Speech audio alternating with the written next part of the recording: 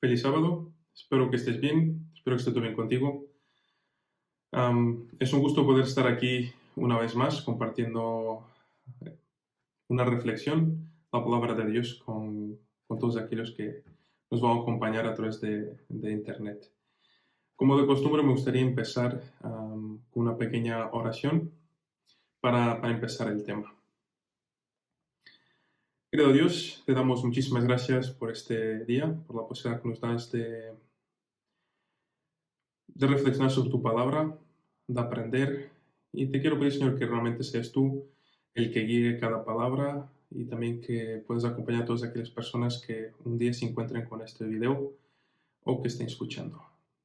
Gracias por todo, en nombre de Jesús. Amén.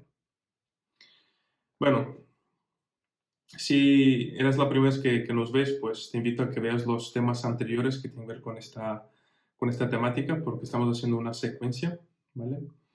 Y espero que puedas pues, aprender y reflexionar sobre la palabra de Dios con nosotros. Me gustaría empezar la reflexión de hoy con un dato que no es ni histórico ni nada, pero me pareció muy curioso, ¿no?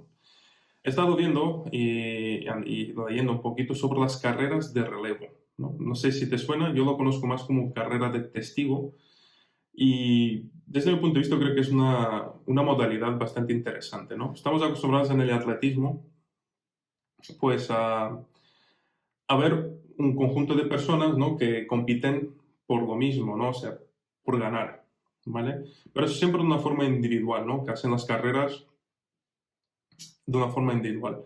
Entonces la carrera de relevo yo creo que tiene dos cosas muy interesantes. El primero es que trabajan en equipo. Yo creo que, no sé, no soy experto, pero creo que es la única carrera de atletismo que, que tiene la modalidad de equipo. O sea, que hay un grupo de personas que trabajan por lo mismo, ¿de acuerdo? Y otra característica que me parece muy interesante de estas carreras de relevo testigo es el objeto que tiene que transportar, que es un cilindro, que se llama el testigo o el relevo. Por eso se llama carrera de relevo o testigo, ¿vale? Porque es un cilindro que durante la carrera lo tiene que transportar. Y lo curioso es que básicamente el centro de esta carrera es el testigo, el cilindro, ¿vale? Por toda la carrera está alrededor de ello. ¿Por qué? Porque puede ser muy veloz, muy rápido. Pero si no sabes transmitir este testigo, este relevo al compañero, hay un problema, ¿vale? Porque retrasa, porque si dejas caer, pues es un problema, pues N cosas, ¿verdad?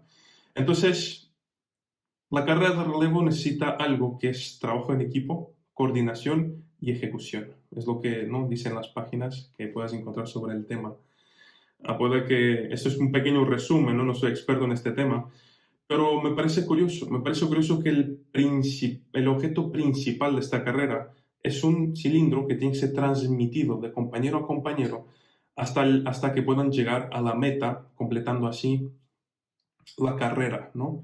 Pero también lo que me impacta es el hecho de que puedes ser muy veloz, pero si no has practicado, si no has trabajado en equipo, si no has practicado la coordinación y la ejecución con tus compañeros, de nada sirve tu velocidad.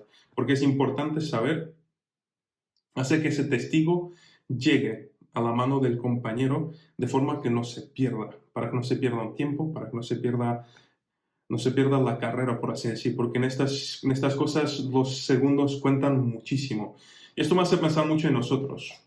Nosotros como personas vivimos una carrera, somos unos atletas de Cristo, pero vamos una carrera donde tenemos que transmitir este testigo. No es un cilindro, sino que es la palabra de Dios, un mensaje que tenemos que transmitir de generación en generación. Y tenemos que prepararnos, tenemos que conocer la palabra para poder transmitirla de esta forma. ¿Por qué te cuento esto? Porque me gustaría empezar a hablar sobre algo que estamos analizando en las reflexiones anteriores. Pero antes de pasar a la reflexión directamente de hoy, ¿vale? Me gustaría hacer un pequeño resumen. La última reflexión empezamos planteando una pregunta, ¿vale? La pregunta era, ¿qué quiere decir la Biblia cuando dice Jesús es hijo de Dios? Planteamos esta pregunta porque es una pregunta profunda, porque claro, hay muchas personas que afirman que Jesús es hijo de una forma literal, o sea, hijo como nosotros conocemos de Dios. Lo que quiere decir que algunos defienden que Jesús no era preexistente, o sea, que existía con el Padre como que era una fusión y después se encarna y como que surge la tercera persona de la divinidad, ¿vale? Entonces, claro, hay una cierta duda alrededor de este término, porque en realidad es un término bíblico que es hijo de Dios, ¿vale? Entonces hemos empezado a estudiarlo y creo que hemos llegado a dos conclusiones muy importantes en la reflexión anterior. La primera es el hecho que si vamos a estudiar un tema, tenemos que estudiarlo desde la Biblia, como cristianos. Al final de cuentas es nuestra norma de fe, ¿verdad? Y además, algo que creo que es muy importante es el hecho de que las grandes verdades bíblicas no necesitan filosofías que rellenen vacíos teológicos. ¿Por qué? Porque las grandes verdades bíblicas, la teología grande, importante, la vamos a encontrar en la Biblia, argumentos para defender ese pensamiento.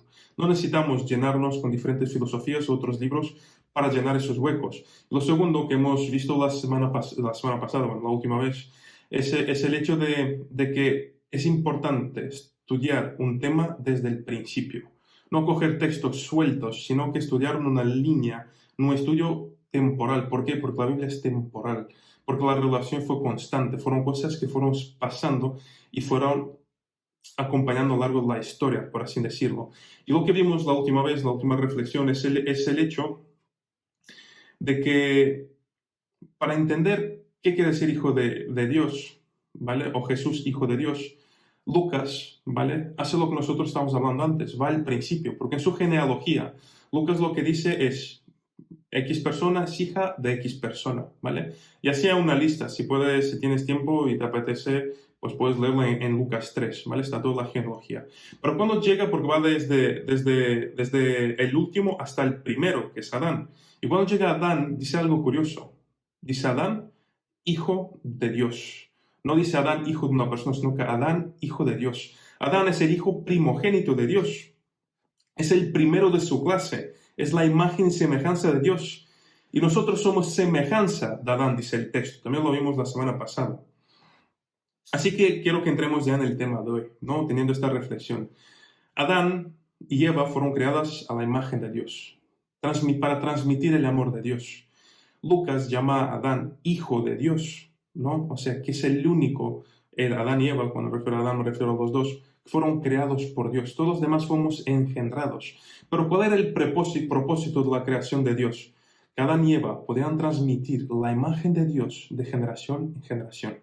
¿Por qué usar la ilustración del testigo, de la carrera de testigo, carrera de relevo? ¿Por qué? Porque este cilindro, nosotros podría ser para nosotros la palabra de Dios.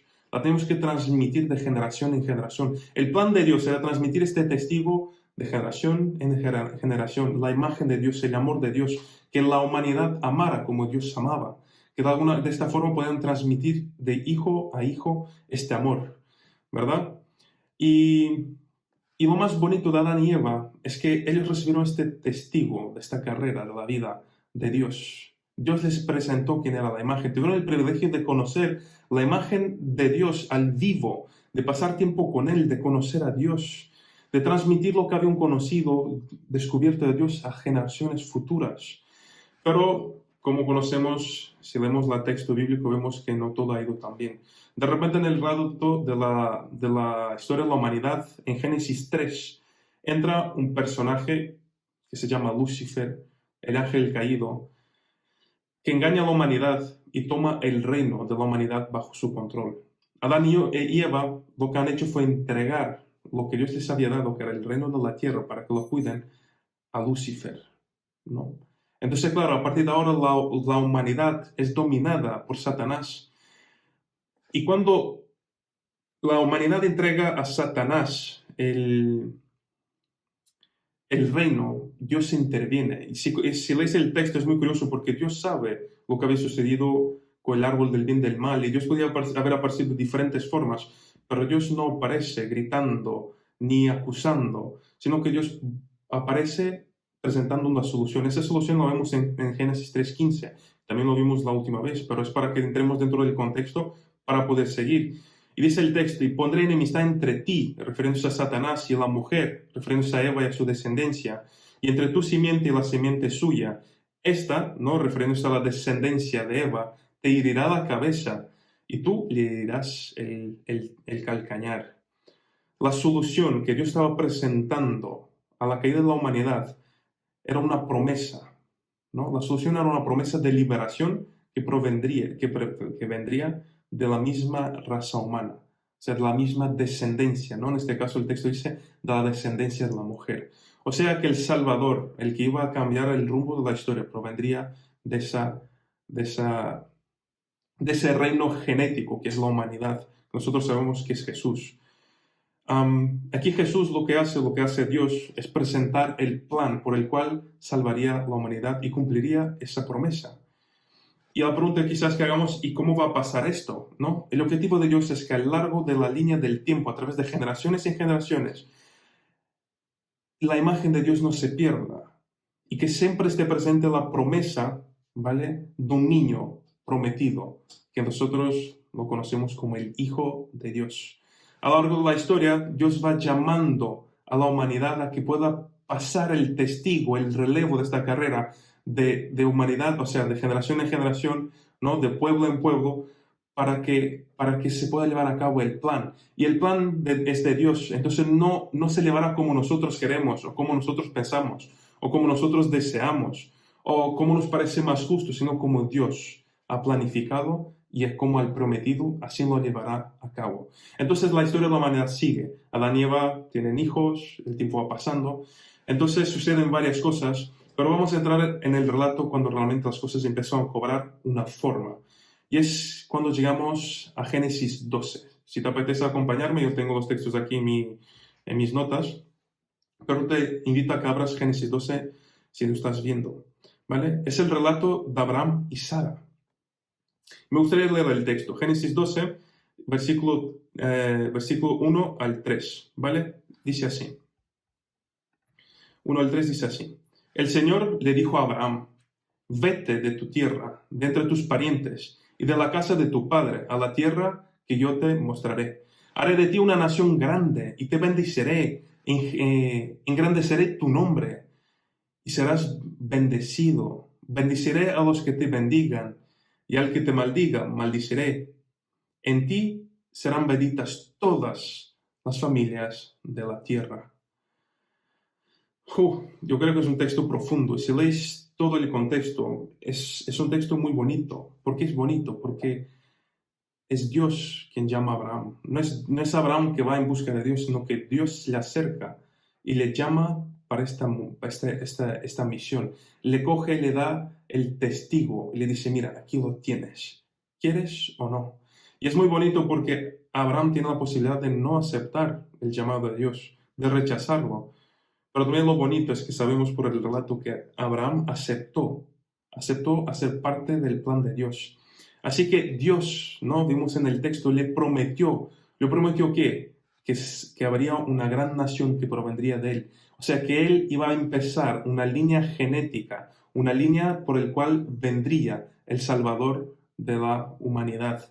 De esta descendencia, todas las naciones de la tierra serían bendecidas, dice el versículo 2, lo que hemos leído. Entonces, más adelante, con todo lo que Dios había dicho, no solamente le hizo una promesa, ¿vale? Porque prometer una cosa y hacer un pacto es otra, ¿vale? Entonces, en Génesis 15, 18, ¿vale? Si quieres me acompañas, dice Génesis 15, 18, dice así, entonces el Señor hizo un pacto con Abraham aquel día y dijo, y dice el texto que le entregó, que le dijo, todas estas tierras serán tuyas. Yo hago un pacto contigo. Ya no es solamente una promesa, ya no es solamente un hablar, sino que yo me comprometo. Y lo más bonito es que cuando Dios promete, cuando Dios hace un pacto, Dios lo cumple. Y lo que está haciendo Dios aquí en Génesis 15 es establecer un pacto con Abraham. Y esto es muy bonito porque tiene relación con Génesis 3:15, que es cuando la primera promesa de Dios de que vendría un salvador, ¿vale? Alguien que vendría de este reino genético de la humanidad a devolver lo que Adán y Eva habían perdido. Entonces, dentro de este contexto, Génesis 3:15, ¿vale? Entra Génesis 15:18, que es el pacto que Dios hace con Abraham para que realmente se pueda cumplir, ¿vale? esta promesa. Y me parece muy curioso porque fijaos cómo lo explica Pablo. Pablo en Gálatas 3:16 lo explica mejor que yo, ¿vale? Respecto a esta promesa. Dice Pablo, Gálatas 3:16, Dios ha dado las promesas a Abraham y a su hijo. Y noten que la escritura no dice a sus hijos, como si significara muchas descendencias, más bien dice a su hijo. Y eso sin duda se refiere a Cristo. La propia Biblia nos da la respuesta a qué se refiere este pacto que Dios estaba haciendo con Abraham. Aunque el testigo de la imagen de Dios parecía que estaba perdiéndose, estaba desapareciendo, Dios, en medio de la nada, levanta a una persona que se llama Abraham y le da ese testigo, esa imagen de Dios, para que siga transmitiendo de generación en generación, para que siga la carrera que Dios tiene planeada. Y este pacto que Dios prometió, dijo que iba a ir delante de él y que iba a ser él el que llevaría todo. Y de esta forma la imagen la imagen del hijo, ¿no? De Adán, que había perdido, sabría ser ¿cómo se diría?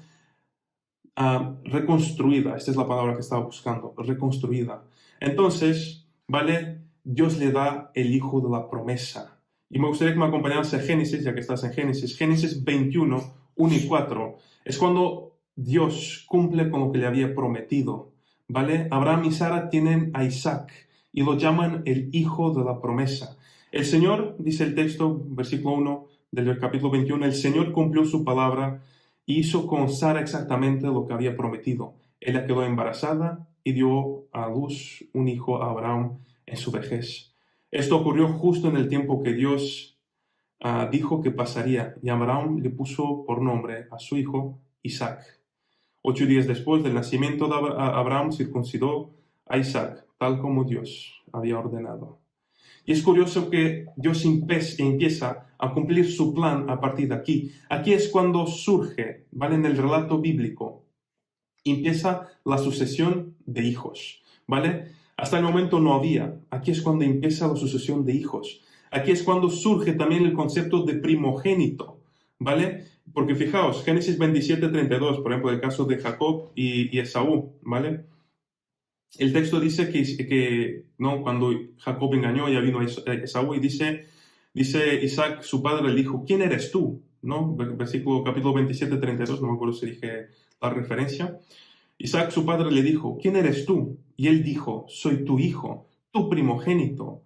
El primogénito es el canal a través del cual la promesa del pacto será transmitida de generación en generación. Pero aquí viene lo curioso, ¿vale? Viene el curioso, ¿por qué? Porque el relato bíblico también enfatiza la naturaleza espiritual del plan. No solamente que el primogénito es el primero en nacer de una forma física, primogénito genético, por así decir, sino que el primogénito del plan de Dios y su promesa. Porque si te fijas, Isaac no es el primer hijo de Abraham, es el primer hijo de Abraham y Sara. Porque el primer hijo de Abraham es Ismael, ¿verdad? Pero la Biblia dice que Isaac es el hijo primogénito de la promesa de Dios. Isaac tiene 2 hijos, esto es muy curioso, ¿vale?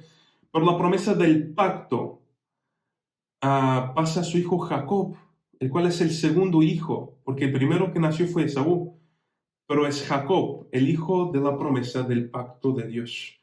El gran propósito del plan de Dios es llevar a cabo el plan de la salvación de su pacto. Dios no está interesado en el orden exacto del nacimiento. Lo que Dios quiere, lo que le importa, es realmente realizar la promesa y cumplir con el pacto. Para Dios es más importante que de generación en generación se pase ese testigo, ¿vale? Y ese testigo pasó a Isaac, de Isaac pasó a Jacob, y así sucesivamente.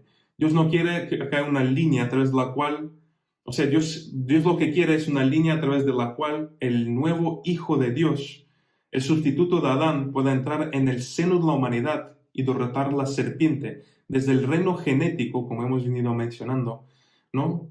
Para revertir así la caída de Adán. Yo creo que esto es precioso. Y permíteme que ahora veamos la historia de una forma más rápida, porque el tiempo se nos va. Y vamos a resumir las cosas para llegar al punto donde queremos llegar. Abraham y Sara tienen un hijo primogénito del pacto. Es un hijo primogénito espiritual, ¿vale? Del pacto que se llama Isaac. Isaac y Rebeca tienen un hijo primogénito del pacto que se llama Jacob. Jacob, ¿cuántos hijos tiene? Tiene 12 hijos. Y fijaos qué curioso, Dios tiene un encuentro con Jacob y le renueva el pacto que había dado a su padre Abraham, o sea, en este caso su abuelo. Al encontrarse Dios con Jacob, al tener ese encuentro, le cambia de nombre, ¿vale? Ya no es Jacob, pasa a llamarse Israel, que significa Dios lucha. Entonces es curioso ahora que los 12 hijos de Jacob son conocidos corporativamente por el nombre del pacto. ¿Cuál es el pacto? El pacto fue el encuentro que tuvo, ¿no? La renovación del pacto, que es Israel, ¿no? Jacob, ya no son los hijos de Jacob, sino son los hijos de Israel. Entonces los 12 hijos empezaron a llamarse Israel. De ahí surge, ¿no? El primer pueblo, la primera nación, que se llama Israel, que no solamente es el nombre del fundador, que es Jacob, conocido como Jacob por el relato, que es ahora Israel, sino también el recordatorio de la promesa de Dios, la renovación del pacto. Y la historia sigue. Más tarde, Israel entra en Egipto, pasado algunos años es esclavizado. Dios había predicho a Abraham en el capítulo 15, si quieres puedes leerlo, que el pueblo que iba, o sea, la promesa, ¿no? O sea, toda esa gente que vendría de Jacob, un día estaría esclavizada 400 años y se cumplió. Y finalmente Dios envía a Moisés, ¿no? Llama a Moisés, levanta a Moisés para liberar al pueblo de la esclavitud. Y quiero que me acompañes a Éxodo 4, 22 y 23. Éxodo 4, 22 y 23. Fíjate lo que dice el texto. Y dirás a Faraón, dice Dios, ¿vale? Jehová ha dicho así, Israel es mi hijo, mi primogénito. Ya te he dicho que dejes ir a mi hijo para que me sirva. Te doy otra versión, que es la versión que suelo usar yo para leer la Biblia. Entonces dijo el Señor, Israel es mi primer hijo varón. Te ordené, deja salir a mi hijo para que pueda adorarme. ¿Qué nos está diciendo el texto? ¿No te parece raro que de repente estamos hablando de Abraham, Isaac y Jacob y de repente Israel es mi hijo primogénito? ¿Pero qué quiere decir esto? ¿Verdad?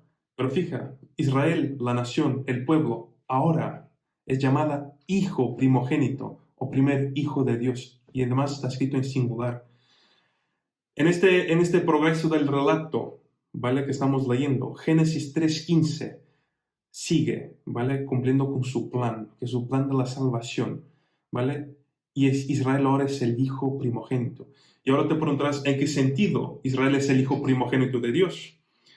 La respuesta está en el mismo texto, en la misma promesa que Dios había hecho a Abraham, en Génesis 12:3. No sé si te acuerdas cuando leímos, si quieres regresa y lo ves. Y dice, y serán benditas en ti todas las familias de la tierra. Israel tenía un propósito.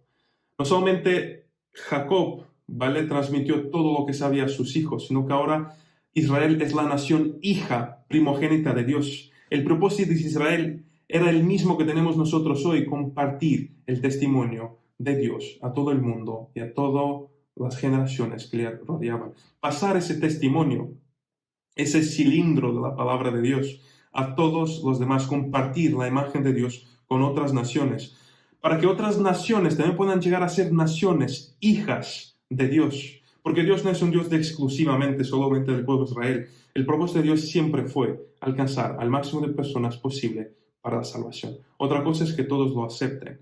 Entonces vemos que en Éxodo 4, 22 y 23 nos enseña que una vez más el hijo primogénito no tiene nada que ver con el orden de nacimiento, ¿vale? Porque hubo pueblos antes, pero ahora tenemos el pueblo de Dios, el pueblo de la promesa, lo que Dios había prometido fue sucesivamente sucediendo y ahora estamos en la parte del relato que se está cumpliendo. Tiene que ver con la transmisión del pacto, del pasar ese testigo a todas las naciones de la tierra. Israel es el canal espiritual, la iglesia, por la cual Dios intenta devolver a la humanidad el estatus que Adán había perdido como hijo. Así que Isaac, Jacob, Israel y otros eran primogénitos en un sentido figurativo, no en sentido cronológico, por así decirlo. Es aquí al asumir el papel de hijo primogénito Israel, que Dios también asume el papel de padre en relación a Israel. Y creo que te quedes con estos conceptos bien, porque los iremos analizando, pero creo que ya se puede ir entendiendo por dónde vamos, qué quiere decir Jesús, hijo de Dios. Porque el texto que vamos ahora a analizar es importante, pero también es importante porque es la primera vez que Dios se presenta como Padre, pero también es la primera vez que Dios se presenta como que engendró a Israel. Y te pido que me acompañes a Deuteronomio 32. Vamos a ver dos textos del Deuteronomio 32, ¿vale? Vamos a empezar por versículo 6. Dice así, ¿vale? Y después vamos a ver unos cuantos más abajo. Dice así Deuteronomio 32, versículo 6. Es así como le pagas al Señor, pueblo necio y sin entendimiento. ¿No es Él tu Padre? ¿Quién te creó? ¿Acaso no te formó y te estableció? Deuteronomio 6, 32, 6. Más abajo, en los versículos 16 al 18, dice así. Lo provocó a celos al rendir culto a otros dioses ajenos. Lo enfureció con sus actos detestables. Ofreció sacrificio a demonios, los cuales no son Dios, a dioses que no conocían, a dioses nuevos y recientes, a dioses que sus antepasados jamás temieron. Descuidaste, perdón, la roca que te engendró. Te olvidaste del Dios que te dio la vida. Fijaos lo que nos dice Deuteronomio, fijaos lo que nos está diciendo Moisés, porque fue el escritor. Primero, que Dios que es Padre. Segundo, que Dios quiso, engendró a quién, a Israel, lo formó. Y lo tercero que vemos aquí es que Dios dio vida a Israel. Israel es el hijo primogénito entre las naciones y Dios es su padre. En este texto vemos por la primera vez en la Biblia que se usa el término de engendrar como nacimiento. Pero vemos que este engendrar no es un engendrar físico como nosotros lo concebimos o como nosotros lo entendemos. Dios engendró a Israel como un pueblo escogido entre las naciones, lo eligió. Israel fue castigado por Dios, ¿por qué? Porque se olvidó de que Dios no los engendró. Dios fue los que los sacó de la esclavitud, ¿vale? Esta paternidad, este nacimiento ocurre porque Dios los había liberado de Egipto, había tomado como suyos, había responsabilizado de ellos, los adoptó, podemos decirlo quizás.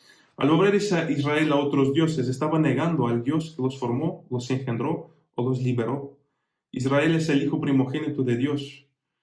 Jeremías 31:9 dice, yo soy el padre de Israel y Efraín es mi primogénito. Qué precioso. En estos textos que tenemos de leer en Deuteronomio 17, dice que los demás pueblos estaban bajo el dominio de ¿qué? De otros dioses y demonios. Pero Israel era el pueblo escogido de Dios, un pueblo llamado entre las naciones para ser el primogénito de Dios.